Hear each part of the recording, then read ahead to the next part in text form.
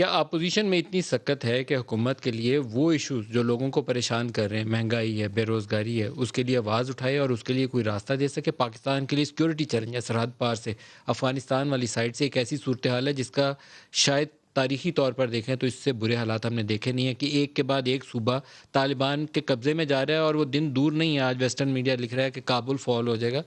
तो chaotic civil war हमारे sir के ऊपर खड़ी है, हमने उससे कैसे निपटना है? अपोजिशन के पास कोई रास्ता है अज़मा बीबी?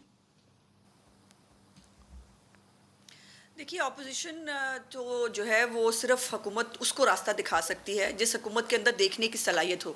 जिस हुकूमत का दिमाग भी माउफ हो चुका हो, जिसकी आंखें भी ना हो, उसको बंदा क्या रास्ता दिखा सकता है? मुझे ये बताइए कि जब पहली फतूहात हासिल की तालिबान ने, हाँ एक दो प्रोग्राम्स में मेरे साथ मोहम्मद अली ख़ान और दो एक और इनके वज़रा थे जो शुरू शुरू में जो है वो अफ़गान तालिबान की तारीफ़ें करते नहीं थक रहे थे और मेरे साथ मैंने प्रोग्राम में कहा नहीं नहीं वो बहुत अच्छे हैं, वो बड़े फलाने हैं।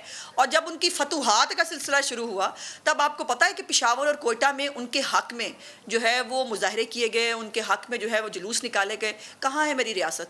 क्या कर रही है मेरी रियासत? और मेरे कौम की, मेरे मुल्क की हिफाजत करना इस हुकूमत पाकिस्तान का इनका फ़र्ज़ है। लेकिन इनका ये काम है, नवाज शरीफ जो है वो उसको वतन वापस ला के जेल कैसे फेंके, मरीम नवाज को जो है वो बेटे की शादी में जाने से कैसे रोका जा सकता है, शहबाज शरीफ बाहर नजर ना आए, फजलुर रहमान जो है वो उसकी पार्टी को जो है वो बैन करने की कोशिश करो। इनकी तवज्जो इसके ऊपर है, इनकी तवज्जो इसके ऊपर है ही नहीं कि इंडिया पहले कश्मीर को खा चुका और उसके बाद वो आपको आलमी तन्हाई में ले जा चुका है।